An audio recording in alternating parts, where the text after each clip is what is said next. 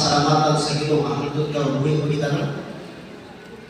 Muna nga, tingog pa sa dinhi, Kolosas 1 bersikulo 2, ang grasya o kalinaw manaa kaninyo gikan sa Dios nga atong Amahan. Sa kanunay magpasalamat kami sa Dios ang Amahan sa atong Ginoo si Kristo. Imo tanaw ang kinabuhi ni Pablo, nag-ampo gihapon siya sa taga-Kolosas, no? Sa diha nga nagministeryo siya sa Pilipos, iya gyapon ipanghilaot ang mga taga-Kolosas, iya gyapon giampo. No, naghatag ito sa mga pag-ampo dito, mga panghinaot sa mga mensahero sa pinto nga dapit. Matod pa dinhi, kita sama kang Pablo, adunay daghang kapasalamatan, no?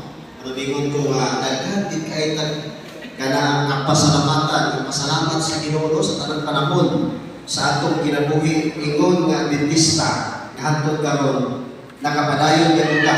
Adunay daghang kapasalamatan atong nasinatian ang grasya sa Dios sa tingod anay nga mga paagi.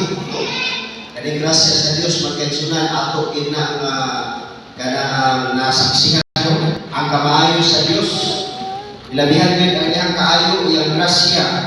Nya igon pa rin mag-am matod pa rin ato ipadayon.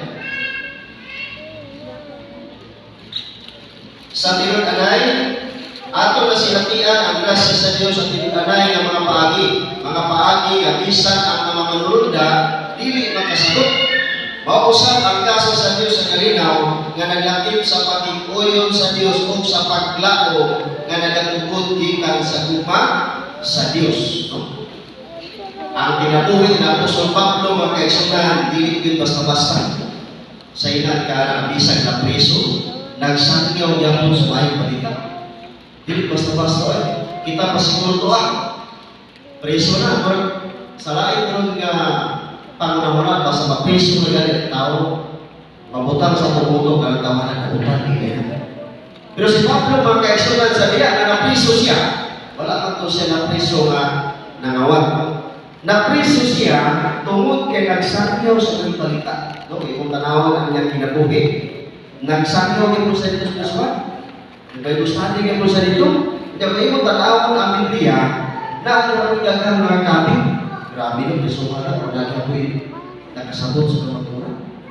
Kung ata ang kinabuhi ang puso ng Pablo, natin ang bala ang Espiritu magkaisunan. Dili din basta-basta. Muna nga, ang kinabuhi ng Apostol Pablo, daghan kay leksyon na atong mapukpok nga sa diha nga siya nagasabi mo sa mayong balita. Sa tawanon ko makahimo kita sa paghatag o pagpakita sa pagpasalamat ngadto sa uban ug paglao nga mapasalamaton sa mga tao ang mabutang nga atong buhaton alang kanila, no? Buhatag ka sa mga naginahanglan kanang kumon kaayo nga magpasalamat. Mopod nga sa Dios po, matod pa na sa Pablo, kinahanglan ko na ka magpasalamat, mag-ampo kanunay mga kaigsunan. Matod pa, kung ang atong title sa collection doon, mga katanungan sa pagpasalamat o pag-ampo. Kaya kung di ka magpasalamat sa Ginoo, ako ko'y mga tao na magpasalamat lang o muampo lang o kapiginan. Kung ang gusto niya Apostol Pablo, pag-inaot na dito sa taga-Kolosas, na ang mga kasayahay o kasakit, sangbita kanunay ang Ginoo. Pasalamat din kanunay ang Ginoo. Pag-ampo kanunay sa Ginoo. Kaya bukod ay ang usa sa paagi, sa gihimo na Apostol Pablo, sa diga na siya, nag-ministeryo. Ingon pa din mag-ampo ang mga ginikanan nga unta ang ilang mga anak kay hugma sa Dios, no? Mga ginikanan mag-ampo ginagkanunay sa kabataan nga ang kabataan makailang ni Ginoo. Magkapangalagan Dios sa Ginoo. Mo kini mga paginaot nato nga mga ginikanan. Ingon pa din apan ingon nga ang mga tao daghan kita mahimong mga sayop, no? Kita tanan na kita daghang sidyat sa kinabuhi. Pero nakalindot lang nato bisan pasayop ta natay Ginoo nga mo pasaylo. O makakataon kita gikan kanila utom sa atong mahimo. Kuna nga kani kinabuhi ni Pablo